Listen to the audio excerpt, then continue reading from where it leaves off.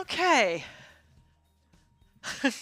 My message title today is You've Got the Power.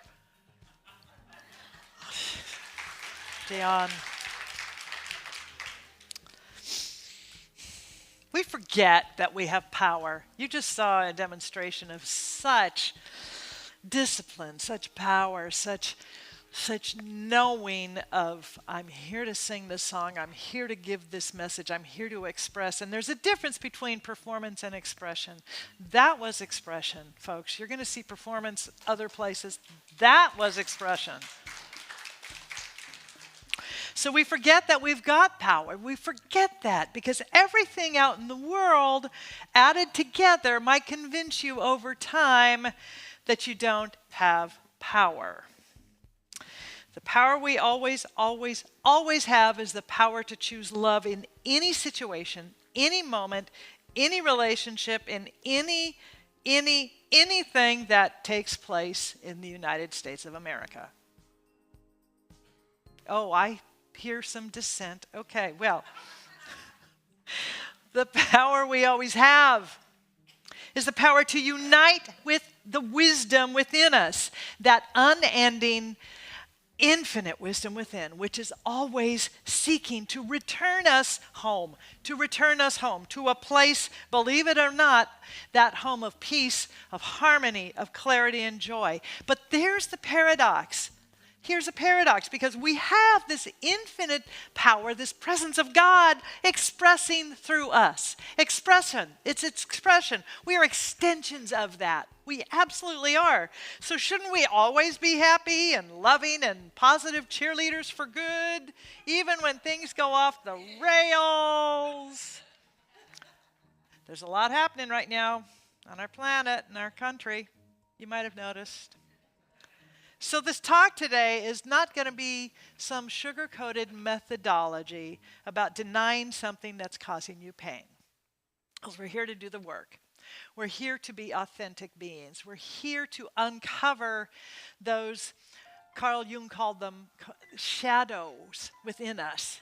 Those things that have the capacity to kind of sneak in and bite us in the assets and derail where we're going and what we're doing. I do not believe in preaching about pink fairy dust or unicorns. And certainly I will not preach about it's all going to be wonderful because some sort of magical hero is going to show up from the ethers and just save all of us and make it better. No.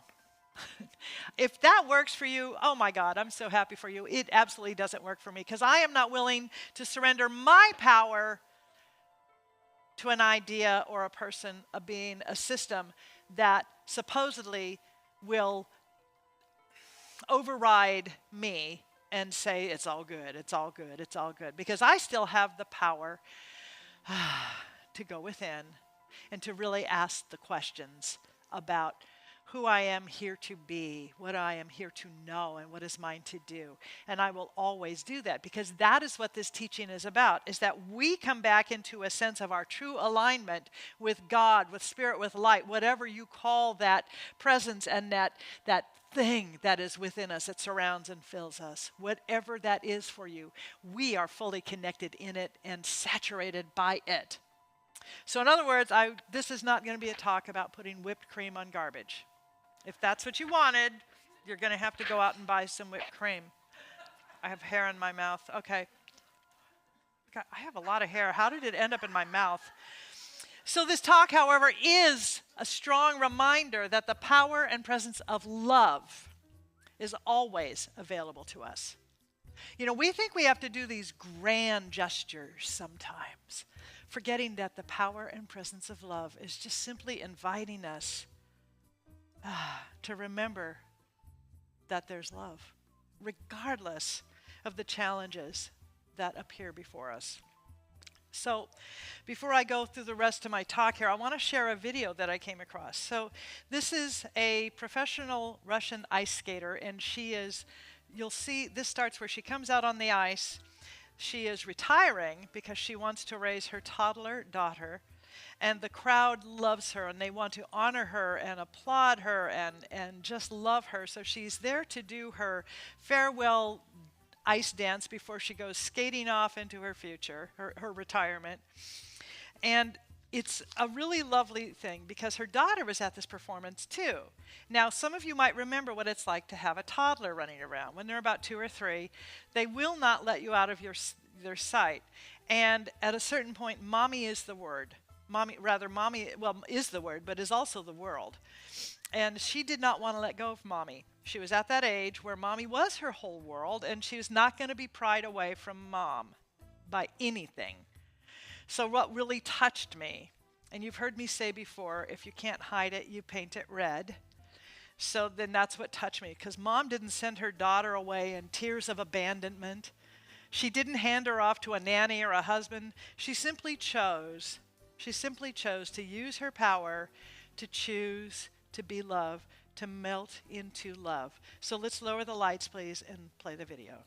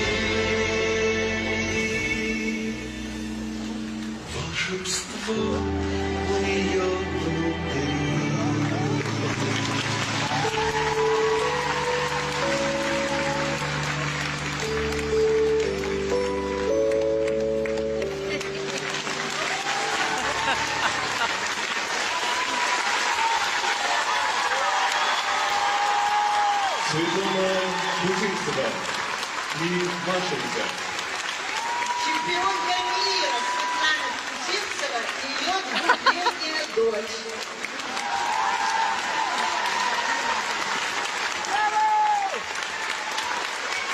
So,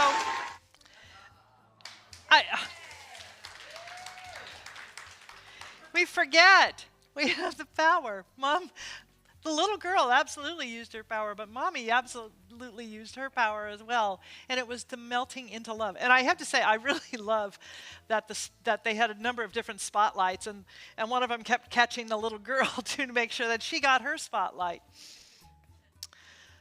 Last week, Michael Beckwith said, as you take back authority of your awareness by coming into alignment with the fundamental order of the universe through your spiritual practice, you don't ask for blessings, you ask how you can be the blessing. That's why we have a spiritual practice, not to escape the world, but to elevate it and walk in it, and to watch the world rise up around us according to the love that's emanating from us. Now, I don't know this woman's spiritual practice, but I guarantee you that to be a professional skater of that caliber and that level, it takes a lot of discipline, and it is a spiritual discipline. It's dedication. And as you watch this, did you notice she didn't resist that beautiful little creature? She simply melted into the love that she knew was already present.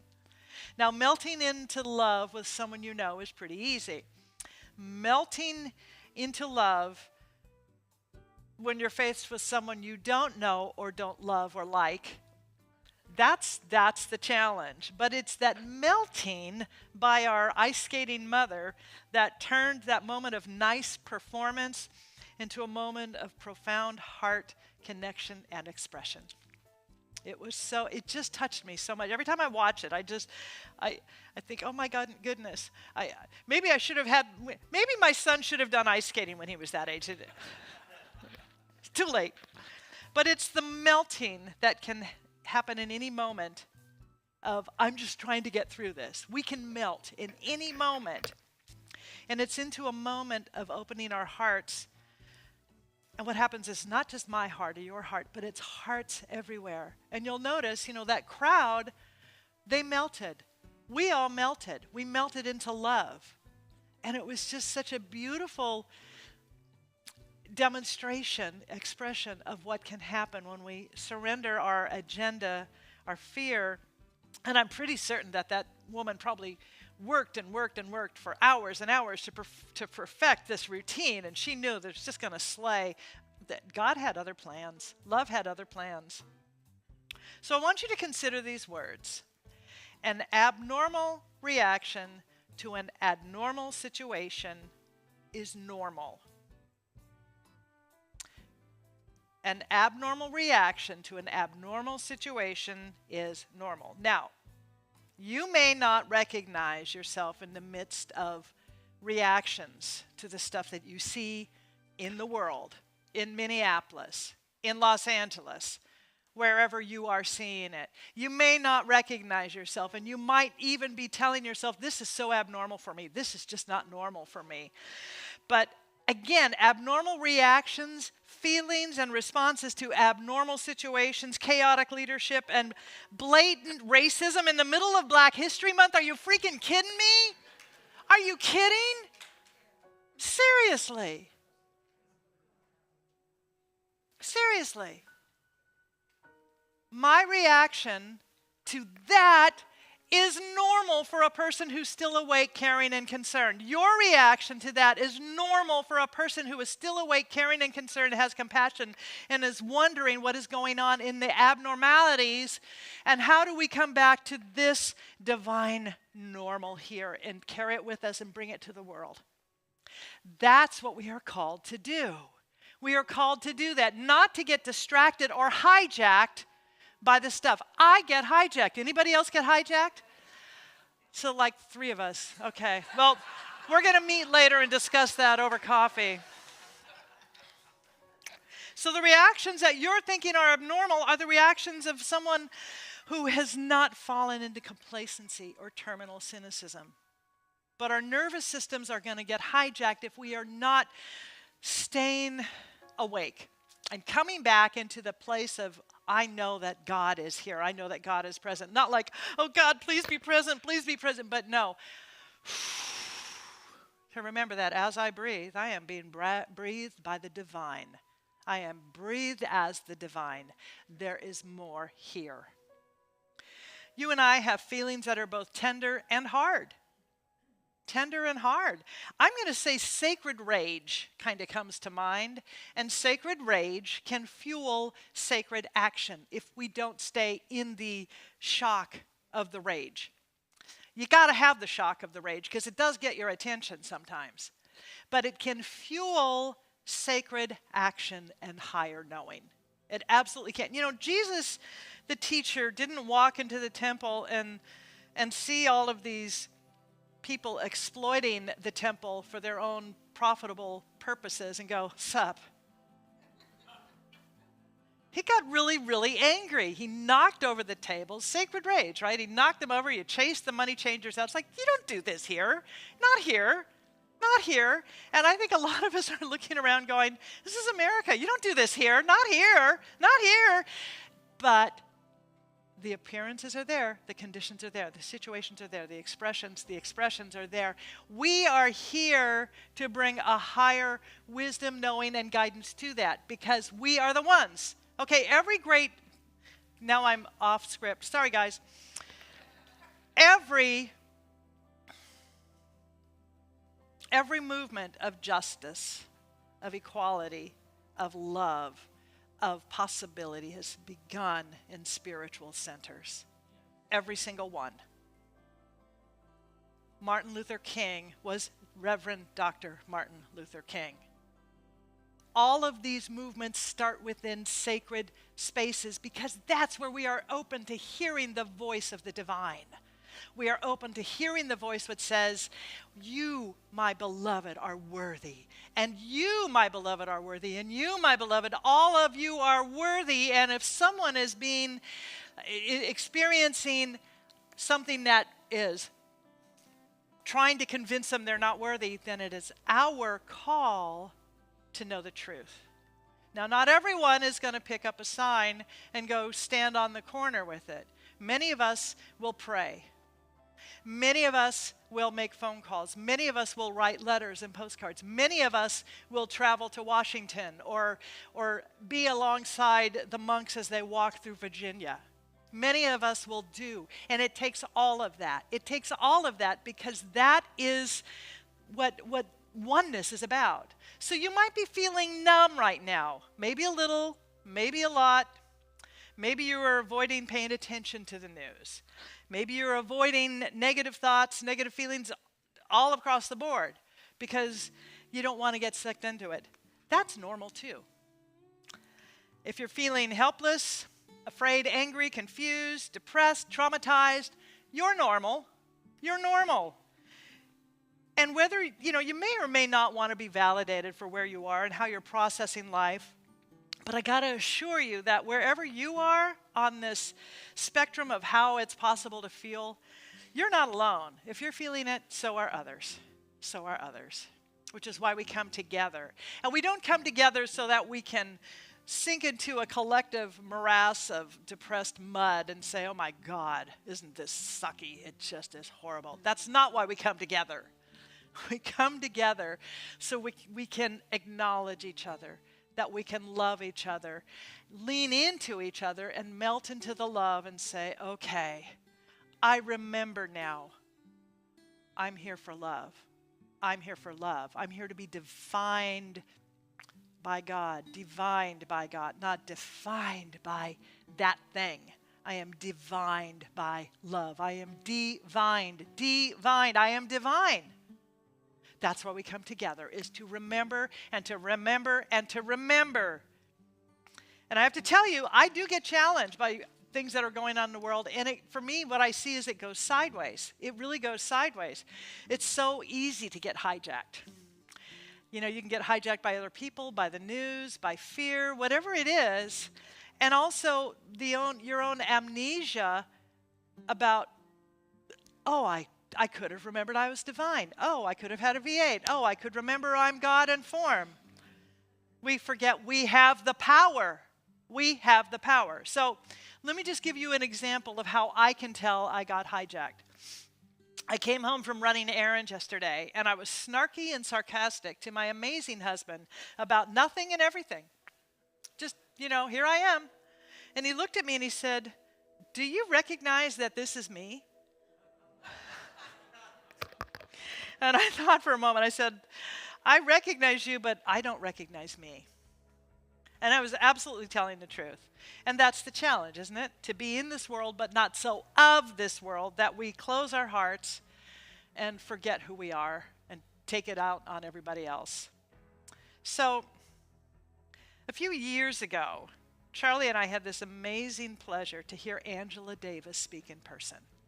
Now, in Santa Clarita, oh my God, really? Yeah, she was there. Now, in case you don't know or you don't remember, Angela Davis said some very, very controversial and inflammatory things during the 70s. Like, we have to create what we want as opposed to asking somebody else to give it to us. Wow, they should have just burned her at the stake right then and there, right? She also said, no change is possible without hope. No movement is possible without hope. Oh, wow. And they let her live for saying that. My favorite, I am no longer accepting the things I cannot change. I am changing the things I cannot accept. Yeah.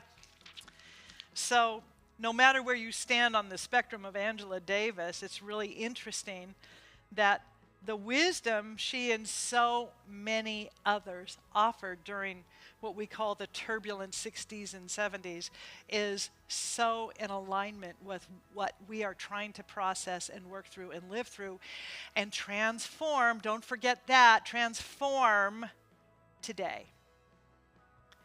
I read this quote from Supreme Court Justice Ketanji Brown Jackson.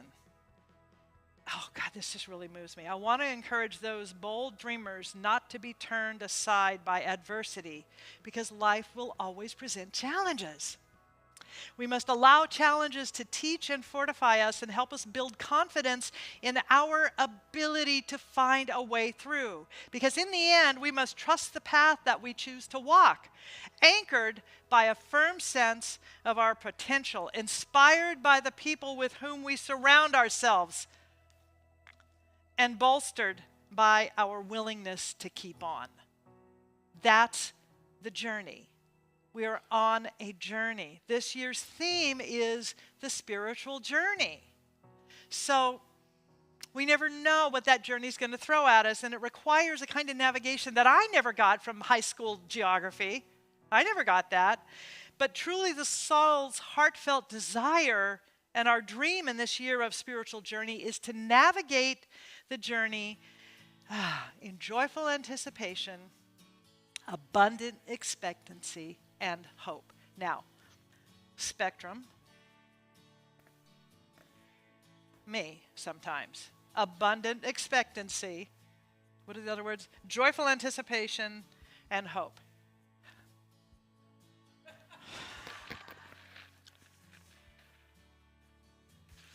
We move towards those ideas that support us in remembering who we are. We move towards those people who are willing to support us in remembering who we are. We move towards those teachings, those classes, those possibilities, those insights. Listen, if you have to, at midnight, if you're Googling inspirational thoughts by leaders, I'm right there with you. You could probably call me and I'm going to be awake because I'm doing that all the time. The heartfelt desire, that song is a voice within you. And is the thing that does wake you up, perhaps, or me, 3 in the morning, and it is the most sacred quality that we have. It is the sacred home of spiritual connection and oneness with that something greater. That something greater. And our hearts are calling us. They are pleading with us. They're imploring us to navigate our journey in joyful anticipation, abundant expectancy, and hope. Now, hope gets a lot of bad press because hope is not a strategy. Hope is not a strategy. Hope requires action, faith, belief, community. It requires energy. It requires dedication. In fact, it is that thing which inspires all of the above, right? Because there's a hope that something greater is about to be revealed. Something greater is possible. Spiritual journey demands a way of navigating that asks and asks and asks and asks again, who am I to be in this? And then it asks again, who am I to be in this? I'm supposed to be this and that? Really, God? Really? So we ask one more time, who am I to be in this? Who am I to be? And then our ask is probably going to be, how do I do that?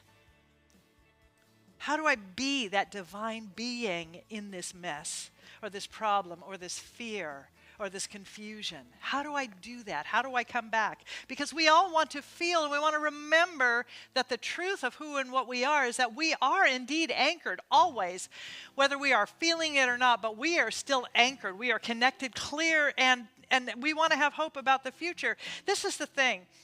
The sun's rays cannot be separated from the sun. The ray doesn't suddenly decide, I'm going to just, not be part of this anymore. The waves in the ocean don't suddenly go, I've kind of had it with this big body of water. I'm going to be over here on my own. It doesn't happen that way, just the same as you and I. We may choose to step away from an active spiritual practice or path, and that's fine. That's fine. But the truth is, we are the extensions of that energy, that idea, that presence, that love, that power, that wisdom. So whether we are consciously cultivating our knowing of it or not, we cannot ever, ever, ever disconnect ourselves from the truth that we are extensions of this divine energy, presence, and power. We can't do it. We can't do it. Again, sun, ray, sun, ray. This is sun over here just as much as this is. This is the extension of it. Do you get what I'm saying? Okay, good. We want to live in that sacred vibration and always come back to that vibration of joyful anticipation, abundant expression, and hope. Yet there are times, and I think a lot of us might be there now, when we have to activate. We have to activate an idea. What does that feel like? I just need to remember so I can keep going. I need to be reminded so I can keep going or start again. I have to know, I have to know, I have to know. Especially when we have been hijacked by fear or cynicism. This activation takes willingness and more willingness. So here's a story on myself. A few weeks ago, we had our white stone ceremony, and a lot of you were here for that. That's where we each asked the divine spirit within to offer us a word of guidance or inspiration for the new year, right? And some of you got words like peaceful or loving connection or creator. In the past, my words have included words like teacher, leader, spiritual vision, and they've all been really, just God bumps all over me, just so good. This time, my word was kind, like kindness. Now, I've been doing this spiritual work for well over 50 years. And what I want you to know is it takes a lot of dedication and commitment to take your word, the word that Spirit has revealed to you in sacredness, peace, and loving intuition, and then get defensive about it. Remember what I said earlier, an abnormal reaction to an abnormal situation is normal. My abnormal reaction to the world's many abnormal situations is fascinating. Yet if I'm not paying attention to how I've been hijacked, then my reaction to a word like kind or kindness was so completely off the beam crazy that I didn't recognize myself, because apparently there's some part of me that is feeling so threatened and not safe but what I see around me, that I used my power, because I've got the power, and took the word of my soul, my sacred soul, my home, my heavenly home, the kingdom of God within, all of that, and I turned it into a judgmental criticism of me and my self-worth. What? I seriously did. Now, I'm only telling you all of this because I know I can trust you and you're not going to tell anybody else, right? Okay. So here's the dialogue. Here's kind of what went on in my head. Kind? You give me kind? My word is kind? What the hell is that about, soul, if that is your real name? Jeez. The inner dialogue went on. It was like this. This is me. But I'm not mean. And I'm not that word that rhymes with, witchy. I'm a minister. Why would you give me kind? Have I been a hater or a mean and judgy person? Kind. Why would you say that to me? Yeah, I took the word of the divine within me, the sublime divine, the secret place of the Most High, the heaven within, and using my own power, because I've got the power, I perceived my own soul as judging me. What is that about? Hey there, Sydney, are you maybe feeling sort of challenged by stuff in the world that you apparently now have the superpower of turning the guidance of your higher self into criticism and snark? Yeah, apparently. When I quieted down, because just in case it's not clear, I heard this word kind and I thought, I'm kind. Come on, God, I am kind. Why would you say that? I've been kind. Come on. I don't leave my claw marks in people. I'm not mean. I don't go into like grocery store lines and get mean. I'm kind. You know, I feed the homeless. I'm kind. Come on now. I don't kick dogs. I'm kind. I rescue cats, whether my husband likes it or not. I'm kind. So when I quieted down, this very patient voice of spirit within me took a breath, rolled its eyes, cleared its throat, and said to me, Sydney, Rev, 2 words, Dalai Lama. Oh, kind. Oh, kindness. My inner voice, by the way, rolls its eyes a lot. You know, Dalai Lama, who said, my religion is kindness. Kindness. And what I really know is that that patient voice of spirit was trying to invite and is inviting me to move into a realm of spiritual vibration and high holy power of oneness with the idea of kindness, the energy of kindness that people like the Dalai Lama walk in, travel in, vibrate in. I'm being called to be that thing that I want to see happen in the world because I reserve it. I reserve it. You know, I can be very, very kind over here and then, oh my God, did you see what happened? Did you see, can you believe that? I won't say a-hole, but can you believe that? The world desperately needs to know that we are immersed in this quality of God called kindness and that we are here to express it. So it's really just exactly as Ernest Holmes wrote.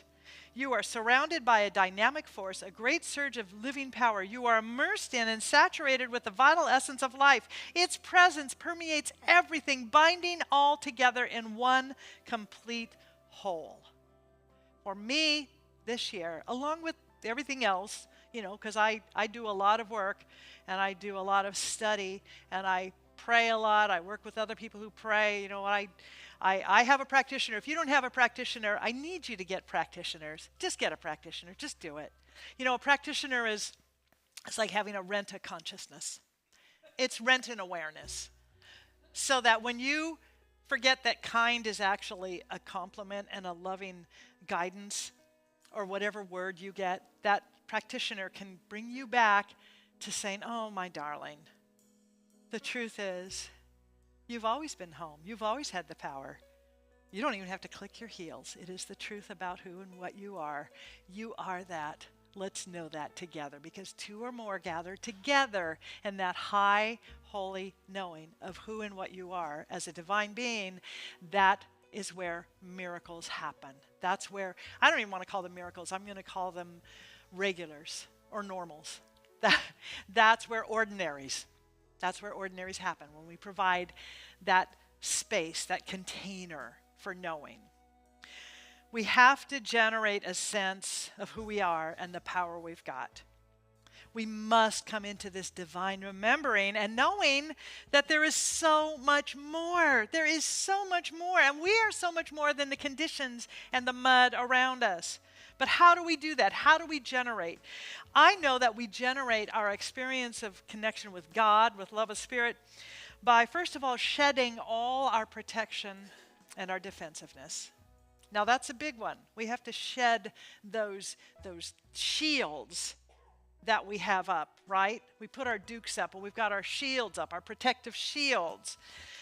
And then for me, gratitude is the thing that brings me back to remembering, oh my gosh, there's tenderness, there's joy, there's love, there's possibility, there's order, there's harmony.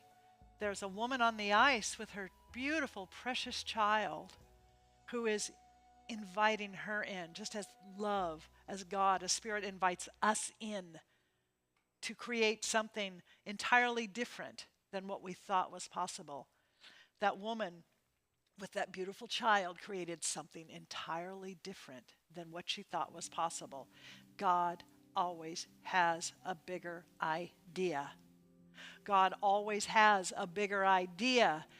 Are we willing to be part of that bigger idea? Are we willing to let go of our judgments, of our cynicism, of our snarkasm, as my family likes to call it, and to let go of the righteousness of saying, that's wrong, that's wrong, that's wrong. It is wrong. Okay, we get that. It's wrong. But there is an order that is here to transcend the wrong and not just keep replicating it.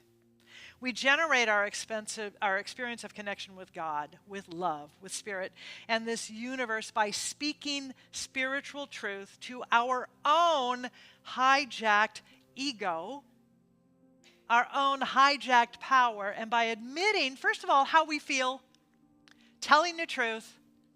Tell the truth to someone you trust. Tell it to a practitioner. Tell it to a minister. Well, tell it to someone who wants to hear it, first of all, because, listen, there are a lot of people who just don't want to hear it. You got to catch them in the right time. There's sometimes, hey, Charlie, I just got to rant and dump all of this on you. Oh, God, no. We have compassionate hearts. Don't ever forget that. We are divine beings. We are spiritual beings in a spiritual universe governed by spiritual laws. And that is the fundamental truth. The laws, the love, will always, always win. Because here's the thing.